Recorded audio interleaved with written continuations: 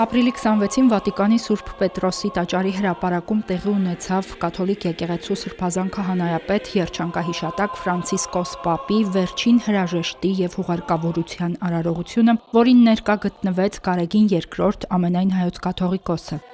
Հուղարկավորության արարողությանը մատուցվեց Սուրբ Պատարագ, որի ընթացքում տարբեր եկեղեցիների պետեր և ներկայացուցիչներ առիթ ունեցան իրենց աղոթքը բարձրացնելու ի տեր ննջած Ֆրանցիսկոս Պապի հոգու խաղաղության համար։ Բացօթյա արարողությանը ներկա գտնվեցին երկրների նախագահներ և միապետեր, բարձրաստիճան հոգևորականներ և պաշտոնյաներ ամբողջ աշխարհից։ Նախորդ օրը Սուրբ Պետրոսի տաճարում ամենայն հայոց հայրապետը մասնավոր աղոթք էր բարձրացրել Ֆրանցիսկոս Պապի հոգու հանգստության համար։ Ամենայն հայոց կաթողիկոսին ուղեկցող պատվիրակության կազմում էին Արևմտյան Եվրոպայի հայրապետական պատվիրակ և Վատիկանում ամենայն հայոց կաթողիկոսի ներկայացուցիչ Խաժակ arczepiskopos Պարսամյանը, Մայրաթոր Սուրբ Էջմիածնի դիվանապետ Արշակ arczepiskopos Խաչատրյանը, Մայրաթորի վարչատնտեսական բաժնի տնօրեն Մուշեղ եպիսկոպոս Բաբայանը և Սուրբ Էջմիածնի միջեկեղեցական հարաբերությունների բաժնի տնօրեն Գարեգին վարդապետ Համբարձումյանը։ Արարողությանը ներկա էին նաև Հայաստանի Հանրապետության նախագահը Արամ I Կիլիկիո կաթողիկոսը։ Պատարագին մասնակցեցին կաթոլիկ եկեղեցու հարյուրավոր կարդինալներ, պատրիարքներ, եպիսկոպոսներ և քահանաներ։ Հռոմի Պապի վերջին հրաժեշտի և հուղարկավորության արարողությունները անցյալ շաբաթվա վերջին ամենալուսաբանվող և պահանջված իրադարձություններն էին։ Սուրբ Պետրոսի տաճար Պոնտիֆիկոսին հրաժեշտ տալու էին եկել շուրջ 250,000 ուխտավորներ և այցելուներ։ Վատիկանի Domus Santa Marta հրապարակից Ֆրանցիսկոս Պապի մարմինը փոխադրվեց դեպի քահանայապետի երկրային կյանքի վերջին հանգստավայր Սանտա Մարիա Մաջորե եկեղեցի։ Թաղման շարասյունն անցավ Հռոմի կենտրոնական պողոտաներով և հրապարակներով։ Նորագույն պատմության մեջ առաջին անգամ է, որ քահանայապետը կտակել է հուղարկավորել իրեն Վատիկանից դուրս։ Սանտա Մարիա Մաջորե եկեղեցում թաղման կարգը կատարվել է դռնփակ ներկայությամբ հանգուցյալ քահանայապետի հարազատների։ Հերմինե Հակոբյան, Եկեղեցական կյանք։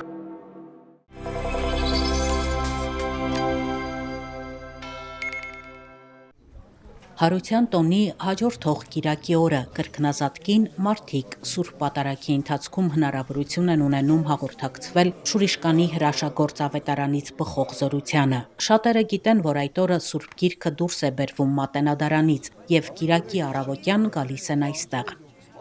Հնչում է Քրիստոս հարյավ իմեռելոց ավետիսը։ Մատենադարանի ձեռագրատան վարիչ Դավիթ Ղազարյանը Շուրիշկանի ավետարանը հանձնում է Արագածոտնի թեմից եկած քահանաներին։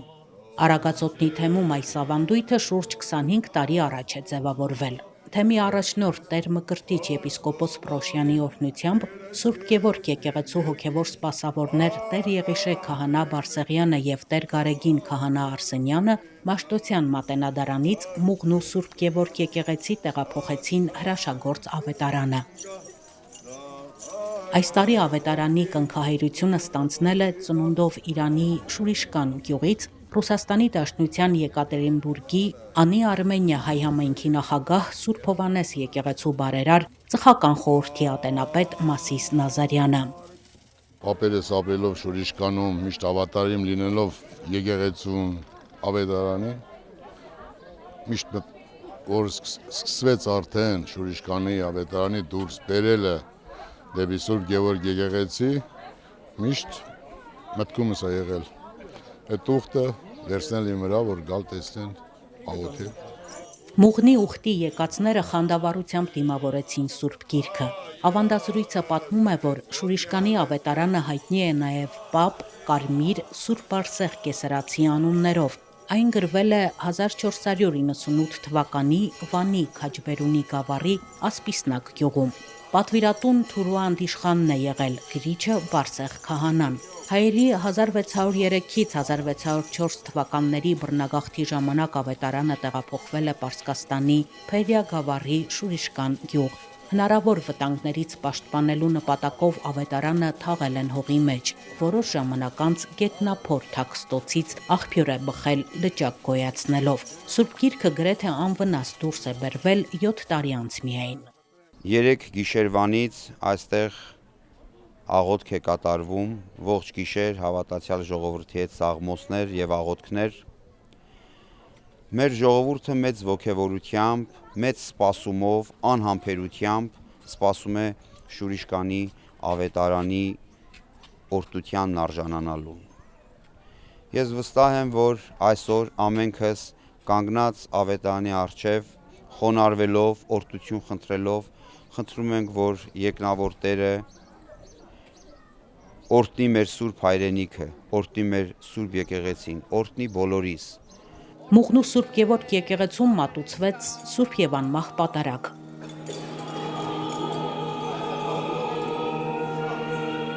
Սուրբ պատարագը մատուցեց Մայրաթոր Սուրբ Էջմիածնի միաբան քրեակատարողական հիմնարկների հոգևոր տեսուչ Տեր Ռուբեն Վարդապետ Զարգարյանը։ Հայր Սուրբն իր քարոզում պատգամեց ավետարանն ընդունել ոչ միայն Սուրբ Գրքի արժեքավոր ժառանգություն, այլև որպես կենսակերպ իբրև սիրո, հույսի, խաղաղության ու Աստծո ներկայության կենթանի վկայություն։ Կրկնազատկի տոնը հիշեցնում է, ասաց Հայր Սուրբը, որ Աստված շարունակում է խոսել եւ իր պատգամը ուղեկից դարձնել մեզ։ Կրկնազատիկը հարության խորհրդի շարունակությունն է, մենք շարունակում ենք ապրել հարության խորհուրդը, այն հաղթանակը, որը Տերը տարավ մահվան նկատմամբ, մեզ պարգևելով հավիտենական կյանքի հույսն ու հնարավորությունը։ Մուղնի ուխտի են եկել Հայաստանի տարբեր բնակավայրերից ու արտերկրից։ Շատերն ամեն տարի են գալիս մասնակցելու պատարագին, հաղորդվելու Սուրբ Գրքի զորությանը։ Ներկաներից շատերը Շուրիշկանի հրաշագործ ավետարանի հետ կապված իրենց պատմությունն ունեն, աղոթել են, բժշկվել։ Այսօր այստեղ են գալիս շատ իրանահայեր, որոնք դեռ երեխա ժամանակ հաղորդակից են եղել Սուրբ Գրքի զորությանը։ Հերյուց եմ Թերանի գյուղերից, Շուրիշկանցի, նույն ավետարանի գյուղից։ Ամեն տարի մենք այսօր այստեղ ենք։ Հիմա ես եկել եմ Սուրբ Գևորգ եկեղեցի, որովհետև ուզում եմ օրհնություն ստանամ Շուրիշկանի ավետարանից։ Իմացել եմ, որ գրվել է դա 1498 թվականին։ Պատվիրատու եղել է Թուրվանդ իշխանը։ Ես իրանահայ եմ, իմ նախնիները իրանահայ են, մենք մանկուց լսել ենք այս ավետարանի զորության մասին, ուզեցինք անպայման շոշափել զգալ զորությունը։ 3.5 դար անց 1973 թվականին մեծ ոդիսական ունեցող Շուրիշկանի ավետարանը հայրենադարձ Մատթեոս Ծառուկյանը նվիրաբերել է Մատենադարանին։ Ծառուկյան ընտանիքի անդամները մասնակցում էին կրկնազատկի պատարագին։ Եկել ենք Գերմանիայից, մասնակցենք Շուրիշկանի հրաշագործ Սուրբ ավետարանի օրհնությամբ Սուրբ պատարագին։ Մենք Ծառուկյան Մաթեոսի թոռներն ենք։ Իր զորությանը հավատան մեր ժողովուրդը եւ խնդրակատար, որի են կոչում են, դա իզուր չի։ Խնդրակատար խնդրեք եւ կատարվի։ Հավատքով սիրով բոլորը ինչքան ասել են, դրանք ամենը առասպելներ չեն։ 14 տարի ինքը սպասել եմ բալիկի եւ ունեմ մի 3 հատ բալիկ։ Հույսով, հավատքով եւ մեծ սիրով։ Ալեն Ծառուկյանը, որ պատարագի ժամանակ շապի քաքած սպասավորում էր խորանին, նույնպես Ծառուկյան տոհմից է։ Նա շատերի նման անգիր գիտի Շուրիշկանի ավետարանի անցած ուղին։ Ես ապրում եմ հիմա Հրազդանում, իմ պապերը Շուրիշկանից են, բայց արմատներով Վանից են։ Իսկ Շուրիշկանի ավետարանի վերաբերյալ կարող եմ ասել, որ գրվել է 1498 թվականին Վասպուրական նահանգի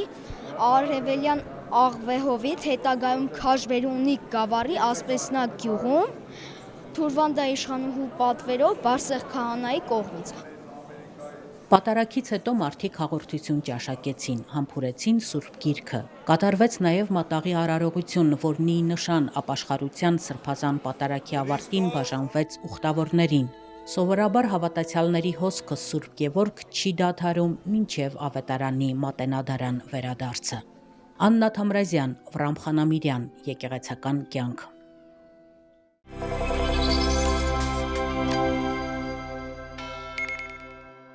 Այս տարի առաջին անգամ կրկնազատկին Մայրաթոր Սուրբ Էջմիածնից Մաստարայի Սուրբ Հովանես եկեղեցի բերվեց Սուրբ Ստեփանոս նախավկայի մասունքագիր խաչը եւ ուխտի տոնական պատարագ մատուցվեց։ Քրիստոսի համար նահատակված առաջին մարտիրոսն է Ստեփանոս Սարգսակը։ Սարգսակ բառը նշանակում է սպասավոր, օգնական։ Սարգսակները քրիստոնեական եկեղեցու սպասավորներն էին, ովքեր հոգ էին տանում աղքատների մասին եւ խնամում կարիքավորներին։ Սուրբ Ստեփանոսին քարկոծելով սպանել են Երուսաղեմի մոտակայքում, երբ վկայում էր Քրիստոսի մասին։ Նա մահացել է թողություն խնդրելով իրեն սպանողների համար։ Սրբին քարկոծողներից մեկն էլ Սավուղն էր, հետագայում Պողոս Առաքյալը, որը դարձի գալով սկսեց ավետարանը քարոզել։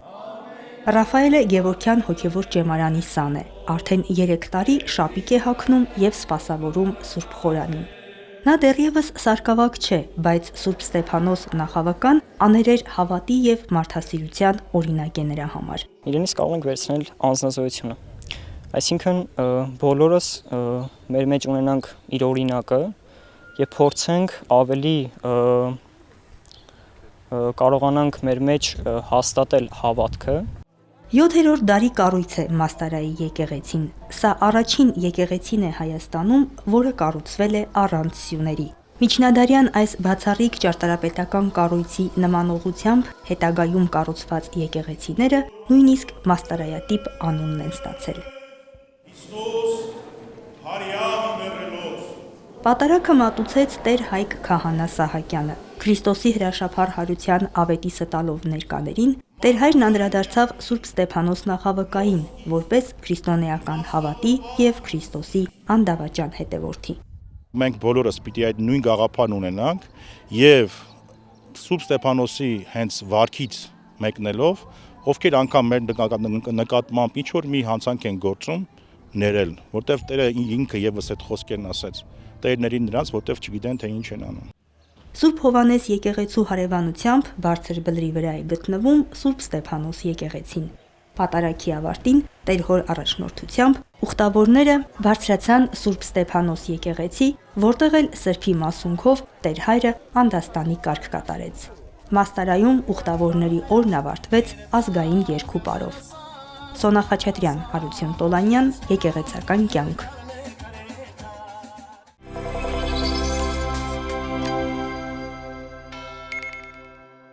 Անուշ Ավանեսյանը Ստեփանակերտի Սուրբ Աստվածածին եկեղեցու երիտասարդաց միության անդամներից էր։ Ընտանիքով Արտաշատում են բնակություն հաստատել, տարբեր վայրերում է աշխատել, բայց Երևանում Արցախի թեմի գրասենյակի վերաբացվելուց հետո այնտեղ է աշխատանքի անցել։ Պատմում է, Ստեփանակերտում երիտասարդները ակտիվ ու համախմբված թեմական կյանքով էին ապրում։ Հաճախ էին հանդիպում հոգևորականների հետ, զրուցում աստվածաշնչյան թեմաներով։ Ամեն ինչ փոխվեց բռնի տեղահանումից հետո։ Քանի որ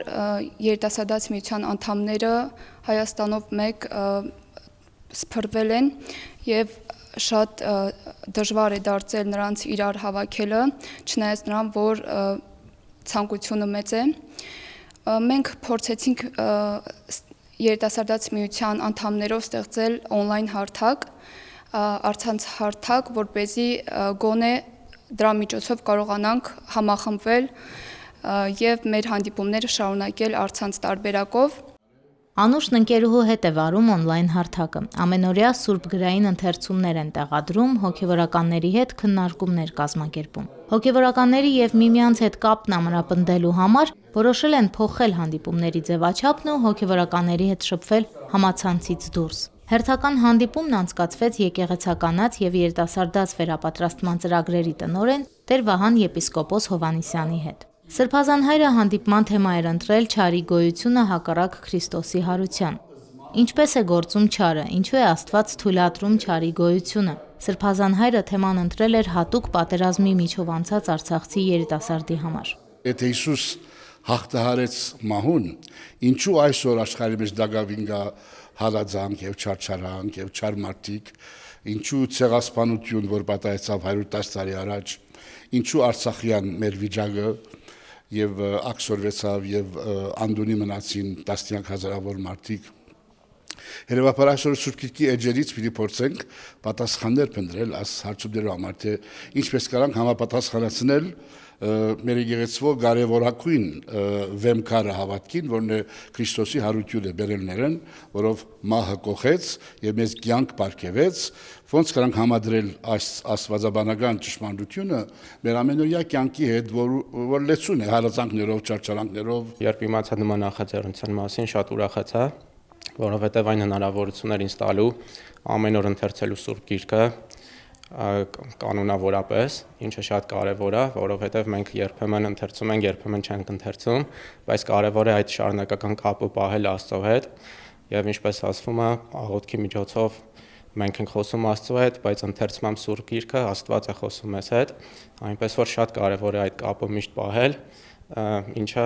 այս նախաձեռնությունը օգնում է իրականացնել մեզ երիտասարդներիս, ինչի համար շատ ուրախ եմ, որ մասնակցում եմ թե on-line հարթակում, թե off-line, շատ հավես անցնում, շատ լավ միջավայր է, շրջապատ է։ Արցախի թեմի առաջնորդ Տեր Վրդանես եպիսկոպոս Աբրահամյանը խոսեց երիտասարդների կյանքում նմանօրինակ հանդիպում քննարկումների կարևորության մասին։ Հոգևորականների հետ հանդիպումները Բաղրամյան 59G հասցեում գտնվող Արցախի թեմի գրասենյակում շարունակական կլինեն։ Անուշ Արաքելյան, Հարություն Տոլանյան, Եկեղեցական կյանք։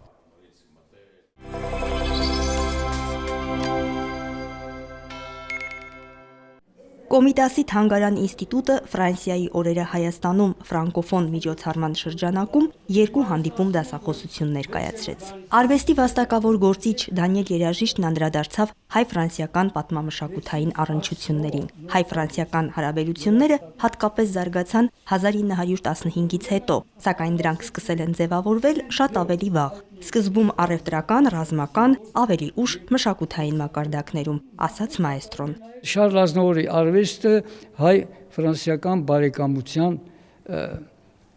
պսակն է։ Մանավանդ Կոմիտասի մասին պիտի ասեմ, Կոմիտասի գործունեությունը Փարիզում, որին անդրադարձել են Ռոմեն Ռոլանը, Լուի Լալուան, Ֆրանսիայի հայտնի քննադատ, Գրանդ օպերայի քարտուղար, թերթի հրատարակիչ։ Ես սրանից լավ բարեկամություն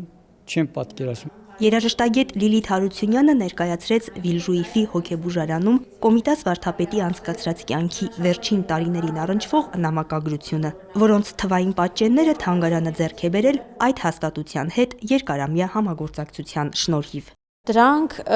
կիսա պաշտոնական, կիսա բարեկամական խոսակցություններ են։ Հիմնականում դա գրել է Կոմիտաս վարդապետի բուժող բժիշկը դոկտոր Մորիս Դյուկոստեն, ով 15 տարի բուժել է վարդապետին, եւ Մարգարիտ Բաբայանի, Աստվածատուր Հարենցի եւ Կոմիտասի խնամատար հանձնաժողովի միջև նամակագրություն են։ Նամակներից ամենահինը 1922 թվականին է գրված ֆրանսիական այլ հոգեբուժարանից Կոմիտաս վարդապետին Վիլժուիֆի հոգեբուժարան տեղափոխելուց ընդամենը 3 օր անց։ Նամակներում ներկայացված են Կոմիտասի ֆիզիկական եւ հոգեկան վիճակի, կենցաղի, բուժման ընթացքի, նրան այցելած անձանց, նրա նկատմամբ ֆրանսիահայ համայնքի ցուցաբերած հետաքրքրության եւ սրտացավության մասին մանրամասներ։ 1932 թվականից հետո գրված նամակներն արդեն վերաբերում են վարդապետի վատթարացող ֆիզիկական վիճակին։ 32 թվականի նամակները արդեն իրենց մեջ ներառում են առաջարկներ նրա կենցաղն ավելի բարելավելու, ավելի հանգիստ միջավայր ապահովելու, նույնիսկ առաջարկում են տեղափոխել իրեն հոգեբուժարանից մեկ այլ հաստատություն, գուցե ծերանոց կամ այսպես միջազգային ասած պանսիոն, նման հաստատություններ։ 33-ից հետո արդեն գալիս են բժշկական այլ փաստաթղթեր նվիրված իր ֆիզիկական առողջությանը եւ բուժման ընթացքներին։ Այդ նամակներում արդեն խոսում ենք Կոմիտասի առաջացած ֆիզիկական հիվանդությունների մասին, որոնցից շեշտվում է հիմնականում սրտի անբավարարությունը եւ երիկամների անբավարարությունը, ուրեմիան, որը եւ բերում է խոցերի առաջացմանը։ Վիլժուիֆից ձեռք բերված ավելի քան 2 տասնյակ տարբեր բովանդակության նամակների, վավերագրերի, արխիվային փաստաթղթերի պատճեններ, որոնք այս պահին պահվում են թանգարանի ֆոնդերում, պարբերաբար կուսումնասիրվեն եւ կներկայացվեն հանրության լայն շրջանակներին։ Սոնա Խաչատրյան, Հարություն Տոլանյան, Եկեղեցական կյանք։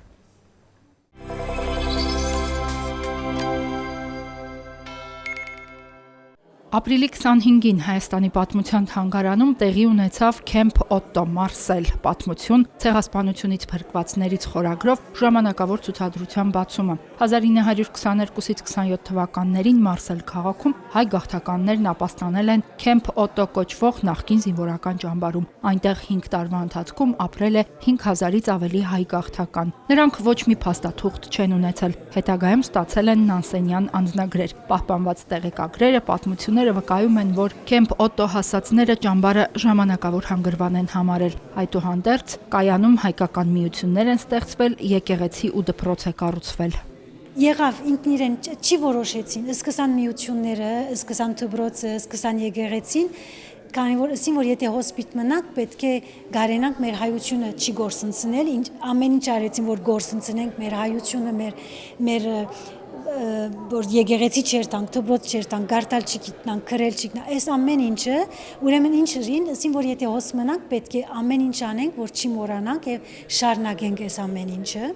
Ցուցադրության նմուշները երկու տարբեր հավաքածուներից են։ Սրահի մի հատվածում հայկական հիշողության արխիվների պահպանության Արամ միության հավաքագրած նյութերն են Մարսելյան քիչ հայտնի այս կայանի մասին։ Մյուսում Հայաստանի պատմության թանգարանի հավաքածուի նմուշները, որոնք պատմում են այն վայրերի մասին, որտեղից հայ գաղթականները հասել են Ֆրանսիա։ Գաղթականների մեծ մասը Սեբաստիայից է եղել, նաև Կոնյայից, Յողզաթից, Այնթափից, Վանից, Խարբերդից, Թոքատից, հայաբնակ այլ վայրերից։ 1915-ին տեղահանված այդ մարդիկ երկար ժամանակ թափառել են անապատներում, իրենց ծննդավայրերից փորձել են հեռու չգնալ, չկորցնելով տուն դառնալու հույսը։ 1922-ին Իզմիրի անկումը վերջնականապես խորտակել է վերադառնալու հույսերը։ Դրանով է պայմանավորված, որ նրանք Մարսել են հասել ոչ թե 1915-ին, այլ 1922-ին։ Գաղթականները մեր մոդը նորություն բամը չէ եւ կշարունակվի եւ ուզում ենք ցույց տալ, որ ինչպես մարդիկ դեպի առաջ գնացել են եւ միշտ ինչ ա եղել քեշ մեզի դեպի առաջ ենք գնալու եւ մանավանդ չի մոռնալ։ Գսեն ֆրանսերեն գսեն, որ չենք ուզել որ արխիվը մեռած մռնա։ Ուզենք որ ցանկ ունենա եւ դեպի առաջ, որ դեպի լավը, որ հիշենք լալու համար չի հիշենք, որ հիշենք, որ ապրելու համար։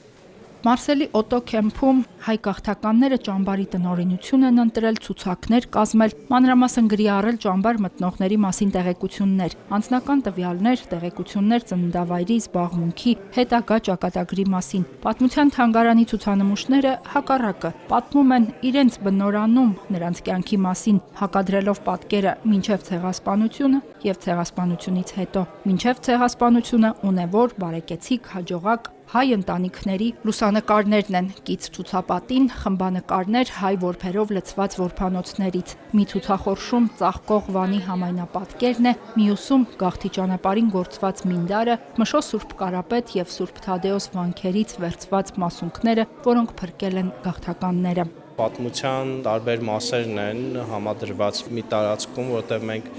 երբ որ սպասում էինք այս նյութերը Մարսելից, փորձեցինք հասկանալ այդ մարդիկ պատմական Հայաստանի որ հատվածներից են։ Եվ այդ հատվածներից փորձեցինք մեր հավաքածուից ընտրել իրեր, լուսանկարներ եւ համադրել այս նյութերի հետ ցույց տալու համար այցելուին, որ ինչքան դժվար է նախ կորցնել հայրենիքը եւ հայտնվել այսպես երկու արանքում, միշտ սպասելով, որ կվերադառնաս այդ հիշողությունները եւ ամեն ինչ քեզ մեջ, բայց նաեւ կառուցել նոր քո կյանքը այլ երկրում, նոր մի հայրենիք կերտել եւ հաղթահարել դժվարությունները, փորձելով պահպանել սեփական ինքնությունը։ Օտտո Քեմփում նույնիսկ աշխատանքի տեղավորման բյուրո է գործել։ Հայերը գաղթականներին անմիջապես աշխատանքի են տեղավորել նավահանգստում, արտադրամասերում, շինարարությունում։ Երբ փրկության կայանը 5 տարի անց դադարել է գործել, գաղթականները հեռացել են Ֆրանսիայի այլ քաղաքներ, փնտրել են հարազատներին, աշխատանք են ճարել կամ հաստատվել այլ երկրներում։ Ես շատ տպավորված եմ, որ այստեղ ապրող հայերը հաջողել են։ Նրանք եկել են Ֆրանսիա առանց ոչ մի բանի, զրկված իրենց հողից, պատմությունից, ընտանիքներից, եկել են ու սկսել նորից ստեղծել ու արարել Ֆրանսիայում։ Մարսելի տարբեր թաղամասերում են սփռվել, այնուհետև գնացել են դեպի Ռոնի հովիտ, Փարիզ, Լիոն, բնակվել Ֆրանսիայում ամենուր եւ պետք է ասել, որ հաջողության են հասել Ֆրանսիայում աշխատանքի, ջանքերի գնով, զոհաբերությամբ։ Այսօր 100,000-ավոր հայրենակիցներ ունեք Ֆրանսիայում, որոնք երաժշտության, արվեստի, իրավունքի, բժշկության, բիզնեսի ոլորտում հաջողության են հասել։ Այդ հաջողության պատմությունն սկսվում է այստեղ։ Օտոյի ճամբարը Ֆրանսիայի համար նույնն է, ինչ Էլիս Այլենդը Նյու Յորքի համար։ Արխիվների պահպանության Արամ միությունը 1990-ականներից հավաքագրում է հայ գաղթականների մասին պատմություններ եւ արխիվներ, խնամքով պահպանում եւ ցուցադրում է դրանք, տրամադրում հետազոտողների։ Հայաստանում առաջին անգամ են ներկայացվում 50-ից ավելի փաստավավերագրական նյութերը։ Ցուցադրությունը գործելու է մինչև մայիսի 25-ը։ Հերմինե Հակոբյան, Հարություն Տոլանյան, Եկեղեցական կյանք։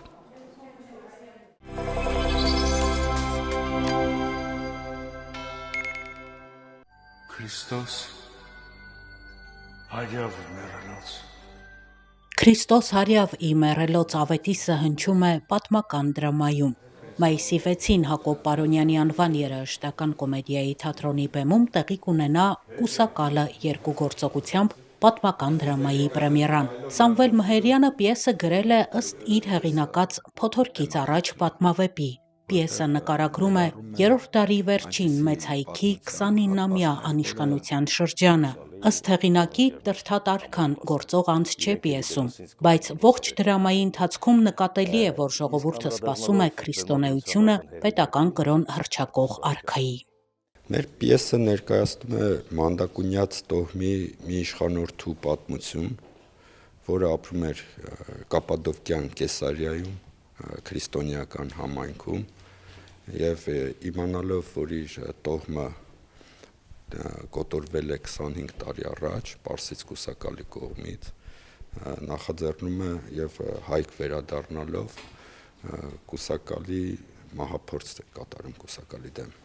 Ընդհանուր պիեսը նկարագրում է նաեւ հայոց պետականության կազմավորումը եւ վերազարթոնքը, որից պետք է բխեր նաեւ քրիստոնեության հաստատումը Հայաստանում Տրդատ մեծի կողմից եւ հոգեվոր կյանքի վերազարթոնքը հայ ժողովրդի, որը կոչվեց դարձ։ Կուսակալը պիեսը բեմադրելու համար մեկտեղվել են սիրված գործիչներ։ Նրանք հայտնի են Խաթաբալադա, Մեա Կուլպա, Լիրարքա եւ շատ այլ գործերից։ Բեմադրող ռեժիսորը Արթուր Սահակյանն է։ Կուսակալին մարմնավորել է վաստակավոր արտիստ Սամսոն Ստեփանյանը։ Այս օրերին ներկայացման փորձեր աշխատանքային հանդիպումներ են տեղի ունենում։ Նարեկացի արվեստի միությունում հանդիպեցին ստեղծագործական խմբի անդամները։ Սա ընդհանուր առմամբ հայկական ազատագրական պայքարի մասին, պայքար, որ բերում է պետության հայքի վերազարթոնքին, գտնումին, այդ դրա մասին է։ Այդ հույսը այսօր անհրաժեշտ է, շատ կարևոր է, որովհետև գիտեք մենք կորուստ ունենք մեծ։ Ինչպես եւ այն ժամանակ դավաճանության միջոցով, բայց հույս է պետք, որովհետև այդ հույսը կարծես թե մարում է, որտեվ նույն վիճակն են ընդեղը Գրիգոր Լուսավորիչը Տրցաթի Զորքի հետ, որպես դպիր արդեն գալիս է Հայաստան եւ ներկայացման ավարտից 14 տարի անց Տրցաթի հրամանով եւ հորդորով հայքում ընդունվում է քրիստոնեությունը որպես պետական կրոն։ Ներկայացման դերասանները հետաքրքրությամբ ու սիրով են ընդգրկվել նախագծում։ Նշում են, որ բեմադրությունը ինքնաճանաչման տանող ճանապարհ է։ Ներկայացման մեջ կերտում են պարսկական շահի դստեր կերպարը, ով իրականում ընդհանրապես կապ չունի իրադարձությունների հետ, իր կապը այս ամեն ինչի հետ մենակ այն է, որ ինքը ուղղակի այդ շահի աղջիկն է ու ի վերջո ինքն է պատասխան տալիս իր հոր մեղքերի համար ու տեղ գործում է հենց սերունդների կապը, որ միևնույնն է զավակն է պատասխանատու իր ծնողի մեղքերի համար, իսկ գործը ինձ գերեց նրանով, որ ներկայացվում է մեր պատմությունը, ներկայացվում է մեր գենը ու ստեղ գործում է այն ինքնաճանաչողությունը, որը պետք է ամեն հայ իր մեջ ունենա ու թե խոսվում է հայկի մասին, թե խոսվում է Տրթատի մասին, թե լուսավորչի մասին, թե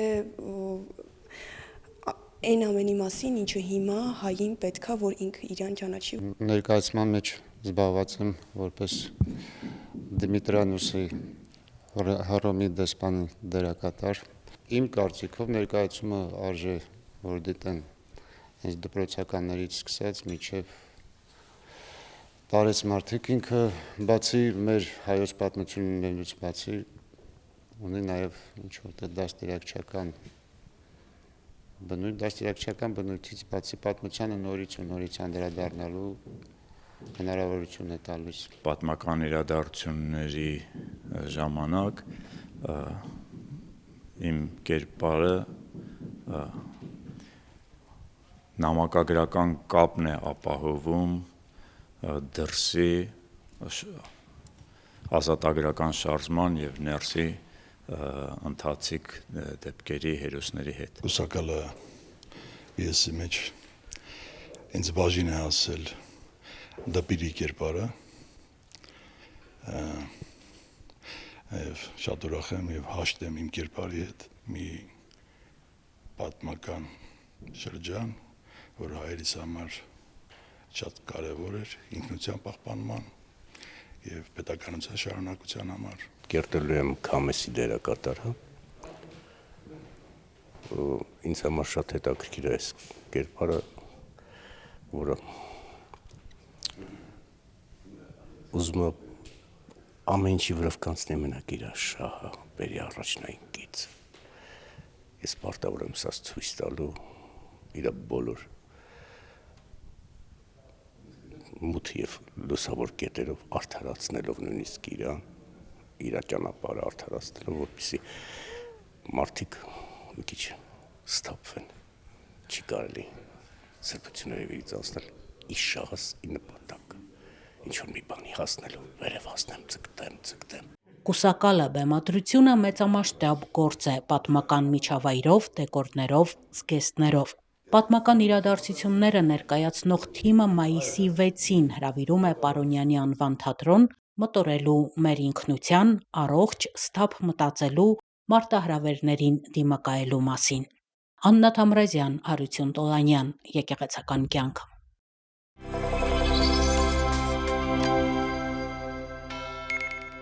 Ապրիլի 24-ին վաղ առավոտից Մոսկվայի եկեղեցական համալիրի բակում Եղեռնին նվիրված հուշակոթողի մոտ մարդիկ ծաղիկներ էին դնում, արտահայտելով իրենց հարգանքն ու խոնարհումը անմեղ զոհերի հիշատակին։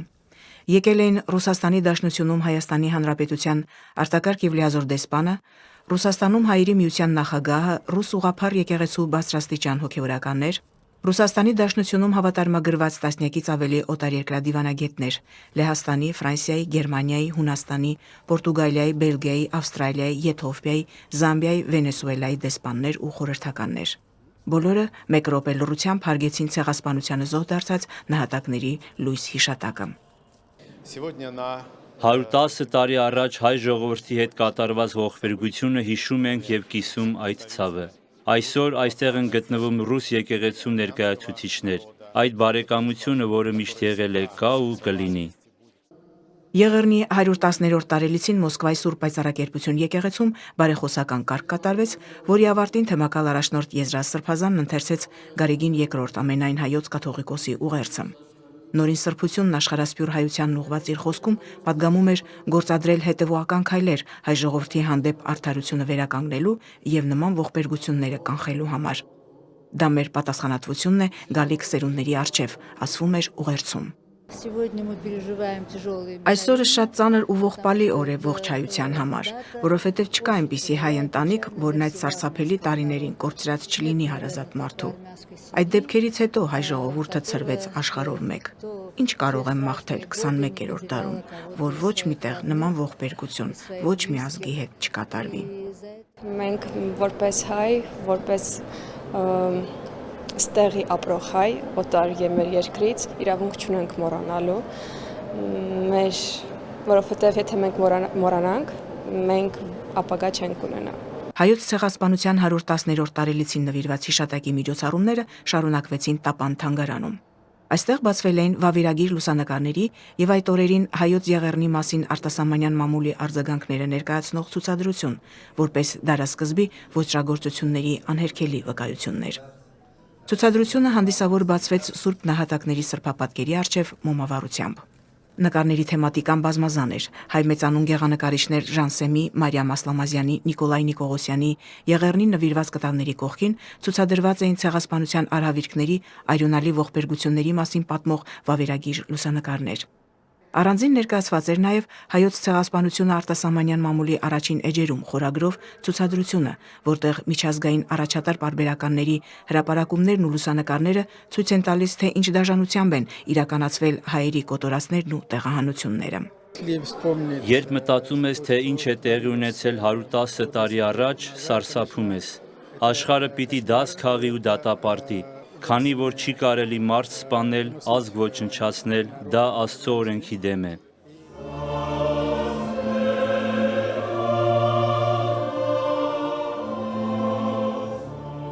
Հիշատակի ոգեկոչման օրը երեկոյան թանգարանում տեղի ունեցավ հոգևոր դասական երաժշտության համերգ Մոսկվայի ռուսական ֆիլհարմոնիա սիմֆոնիկ նվագախմբի կամերային կազմի,